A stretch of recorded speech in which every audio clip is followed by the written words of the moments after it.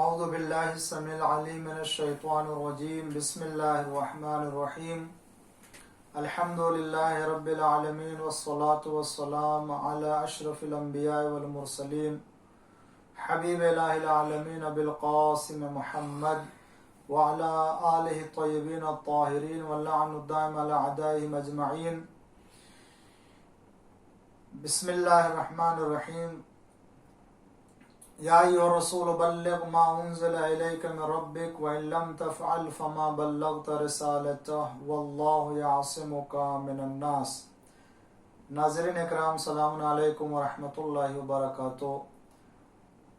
ہم سب سے پہلے اس عید غدیر اور عید اکبر کے موقع پر امام زمانہ جل اللہ تعالیٰ فرج الشریف کی بارگاہ میں تبریک و تہنیت پیش کرتے. اس کے بعد آپ تمام کی خدمت میں اور عالم اسلام کی خدمت میں مبارکباد پیش کرتے ہیں اور دعا کرتے ہیں کہ اللہ ہم سب کو ولایت امیر المومنین علیہ الصلوۃ والسلام سے متمسک رہنے کے توفیق عطا فرمائے.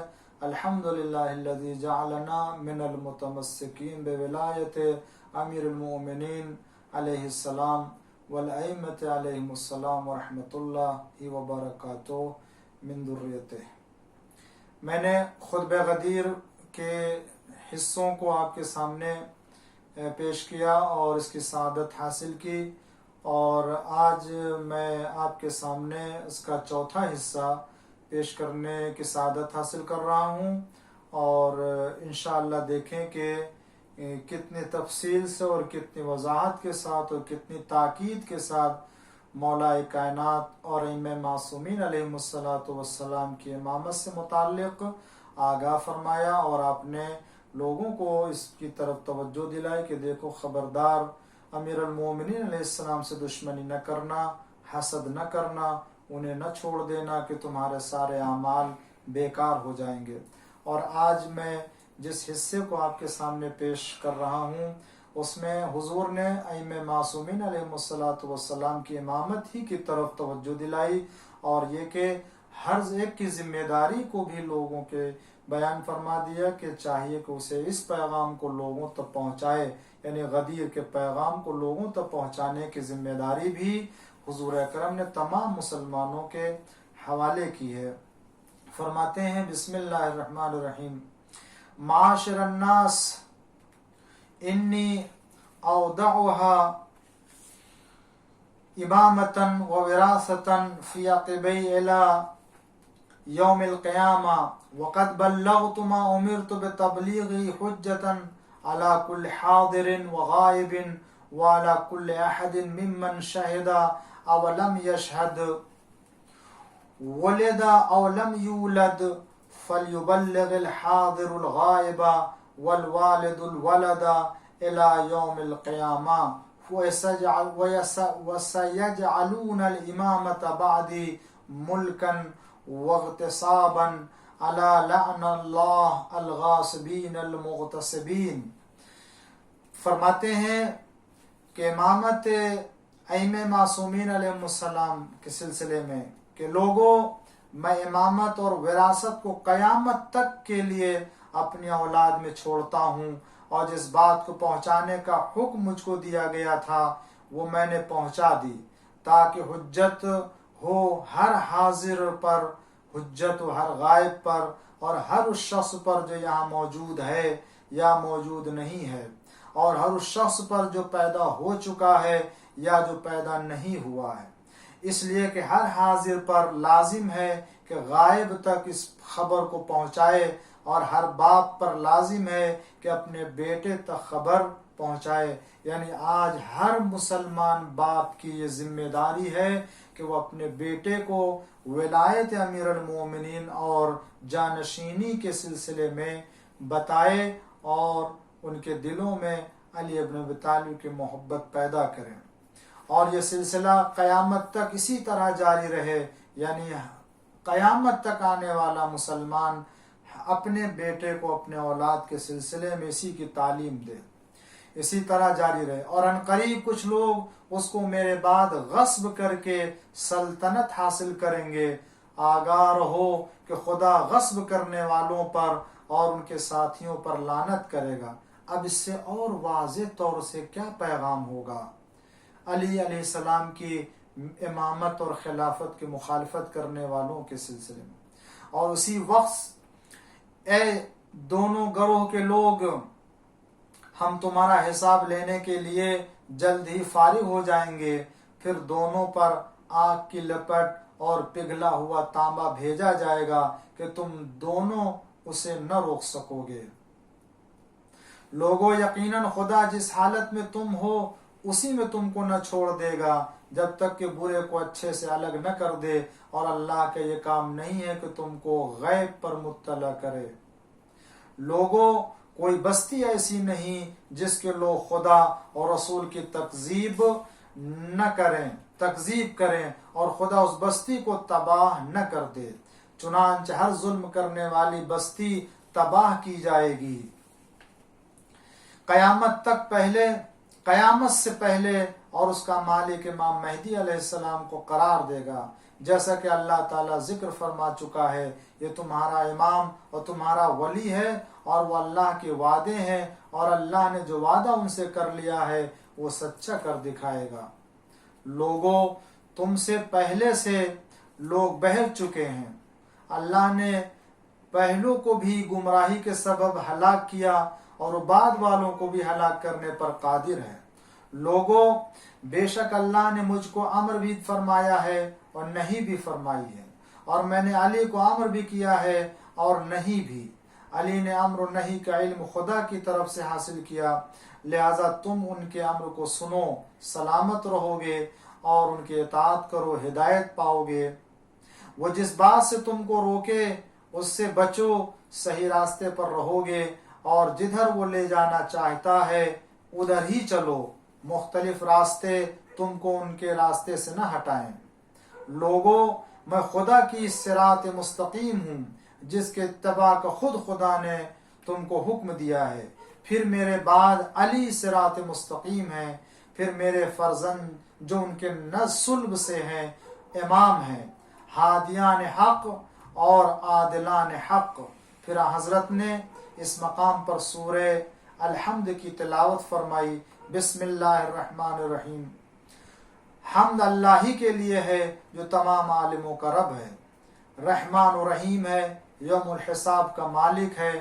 خدایا، ہم تیری ہی عبادت کرتے ہیں اور تجھ سے ہی مدد چاہتے ہیں. تو ہم کو سیدھی راہ پر ثابت قدم رکھ.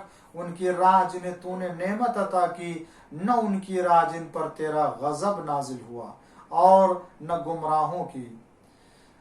سورہ الحمد میرے بارے میں نازل ہوئی اور ان یعنی ائمہ کے لیے عام ہے اور انہی کے لیے خاص بھی. وہی اولیاء خدا ہیں جنہیں نہ آئندہ کی بابت کوئی خوف ہوگا نہ گزشتہ کا رنج. آگاہ رہو کہ اللہ کے گروہ کے لوگ ہی غالب آنے والے ہیں. سمجھ لو کہ علی کے دشمن وہی ہیں جو خدا کی نافرمانی کرنے والے اور ظلم کرنے والے ہیں، اور وہ ان شیاطین کے بھائی ہیں جو دھوکہ دینے کے لیے ایک دوسرے کے کان میں سنہری باتیں پھونکتے رہتے ہیں. آگاہ ہو کہ ان کے دوست جتنے ہیں وہی سچے مومن ہیں جن کا ذکر اللہ نے اپنی کتاب میں فرمایا ہے. چنانچہ ارشاد فرماتا ہے، تم ان لوگوں کو جو اللہ پر اور قیامت کے دن پر ایمان رکھتے ہیں ایسے لوگوں سے دوستی کرتے نہ پاؤ گے جنہوں نے اللہ اور اس کے رسول کی مخالفت کی ہو. آگاہ رہو کہ ان کے جو دوستدار ہیں ان کے اوصاف خدا عز و جل نے یوں بیان فرمائے ہیں، یعنی ان کی صفتیں بیان کر دی ہیں کہ جو ایمان لائے اور انہوں نے اپنے ایمان کو ظلم سے آلودہ نہ کیا، امن و اطمینان انہی کے لیے ہے اور وہی ہدایت یافتہ ہیں. خبردار ہو جو ان کے دوستدار ہیں وہ امن و امان کے ساتھ جنت میں پہنچیں گے، اور فرشتے انہی کو سلام کرتے ہوئے اور یہ کہتے ہوئے آئیں گے کہ تم پاک و پاکیزہ ہو گئے، اب تم جنتوں میں ہمیشہ کے لیے رہو. آگاہ رہو کہ انہی کے دوست ہیں جن کے بارے میں خدا فرماتا ہے وہ جنت میں بلا حساب داخل ہو جائیں گے. یعنی حضور اکرم نے گویا قرآن کی اس طرح کی آیتوں کی تفسیر بھی بیان فرما دی کہ جو کامیاب ہونے والے اور بغیر حساب کے جنت میں جانے والے ہیں وہ کوئی اور نہیں ہے، وہ امیر المومنین اور اہل بیت پیغمبر علیہ الصلوۃ والسلام کی امامت اور ولایت اور محبت رکھنے والے ہیں۔ اس کے بعد آپ نے اہل بیت علیہ السلام کے دشمنوں کے سلسلے میں آگاہ کیا اور لوگوں کے سامنے اس کی وضاحت کی۔ سن رکھو، یاد رکھو کہ انہی کے دشمن وہ ہیں جو بھڑکتی ہوئی آگ میں ڈالے جائیں گے۔ بھول نہ جانا کہ انہی کے دشمن وہ ہوں گے جو جہنم کی چنگھاڑ سنیں گے جس وقت وہ جوش مارتا ہوگا اور اس کی چیخ نکلتی ہوگی۔ جب بھی کوئی گروہ اس میں داخل ہوگا تو وہ اپنے ہم جنس گروہ کو لعنت کرتا ہوگا۔ سمجھ لو کہ وہ انہی کے دشمن ہیں جن کے بارے میں خدا نے فرمایا ہے کہ جب کوئی گروہ اس میں ڈالا جائے گا تو اس کے نگہبان ان لوگوں سے دریافت کریں گے کہ آیا کوئی تمہارے پاس ڈرانے والا نہیں آیا، اور وہ کہیں گے ڈرانے والا تو آیا تھا۔ اسی آیت میں خدا فرماتا ہے دوزخیوں کو خدا کی رحمت سے دوری ہے۔ تو سمجھ لو کہ وہ انہی کے دوست ہیں جو بغیر دیکھے اپنے پروردگار سے ڈرتے رہتے ہیں۔ ان کے لیے گناہوں کی بخشش بھی ہے اور بڑا اجر بھی ہے۔ لوگوں، جہنم کی بھڑکتی ہوئی آگ میں اور جنت میں بڑا فرق ہے اور بہت فاصلہ ہے۔ لوگوں، ہمارا دشمن وہ ہے جس کی اللہ نے مذمت بھی کی ہے اور اس پر لعنت بھی کی ہے، اور دوست ہمارا وہ ہے جس کو اللہ نے دوست بھی رکھا اور اس کی مدح بھی کی۔ یعنی جن مومنین کی اللہ قرآن میں تعریف کرتا ہے وہی علی والے ہیں اور وہی خدا والے ہیں۔ لوگوں، یاد رکھو میں ڈرانے والا ہوں اور علی منزل مقصود تک پہنچانے والے ہیں، بشارت دینے والے ہیں۔ میں ڈرانے والا اور علی رہنما ہے۔ اور اس کے بعد حضور اکرم نے تفصیل کے ساتھ اپنے جانشین، آخری جانشین امام مہدی عجل اللہ تعالی فرجہ الشریف کی خصوصیات کو بیان فرمایا، اور اس موقع پر آپ نے بہت ہی تفصیل سے اس بات کی طرف آگاہ کیا کہ دیکھو آخری دور میں میری نسل سے جو آنے والا ہے وہ میرا خلیفہ جانشین ہوگا۔ الا ان خاتم الائمہ من القائم مہدی، الا انہ الظاہر علی الدین، الا انہ المنتقم من الظالمین، الا انہ فاتح الحصون وہادمها، الا انہ غالب کل قبیلۃ من اہل الشرک وہادیها، الا انہ المدرک بکل ثار لاولیاء اللہ، الا انہ الناصر لدین اللہ۔ لوگوں میں نبی ہوں اور علی میرے وصی ہیں، آگاہ ہو کہ میں رسول ہوں، علی امام اور میرے بعد وصی ہیں اور ان کے بعد ان کی اولاد امام ہے۔ آگاہ ہو کہ میں ان ائمہ کا والد ہوں لیکن وہ علی کی نسل سے ہیں ہوں گے۔ آگاہ ہو کہ آخری مہدی امام قائم عجل اللہ تعالی فرجہ الشریف مہدی ہم ہی دونوں کی نسل سے ہیں۔ خبردار ہو کہ وہی تمام دینوں پر غالب آئے گا، یہ سمجھ لو کہ ظالموں سے بدلہ لینے والا وہی ہوگا۔ یاد رکھو کہ قلعوں کا فتح کرنے والا اور ان کو منہدم کرنے والا وہی ہوگا۔ سمجھ لو کہ مشرکوں کے ہر قبیلے کو قتل کرنے والا وہی ہوگا۔ یاد رکھو کہ خدا کے دوستوں کے ہر خون ناحق کا بدلہ لینے والا وہی ہوگا۔ سمجھ لو کہ خدا عز و جل کے دین کی نصرت کرنے والا وہی ہوگا۔ یاد رکھو کہ اس کے گہرے سمندر میں سب سے زیادہ فیض پانے والا وہی ہوگا۔ آگاہ رہو کہ ہر فضیلت والے کی فضیلت اور ہر جاہل کے جہل کی نشاندہی وہی کرے گا۔ یہ بھی سمجھ لو کہ وہ خدا کا برگزیدہ اور پسندیدہ ہوگا۔ آگاہ رہو کہ وہ ہر علم کا وارث ہے اور اس پر پورا احاطہ رکھنے والا۔ یہ بھی سن رکھو کہ وہ اپنے پروردگار کی طرف سے خبر دینے والا اور خدا پر ایمان کی ہر بات بتانے والا ہوگا۔ یاد رکھو کہ وہ اعلیٰ درجے کا سمجھدار اور متین ہوگا۔ یہ بھی سمجھ لو کہ تمام معاملہ اسی کے سپرد ہوگا۔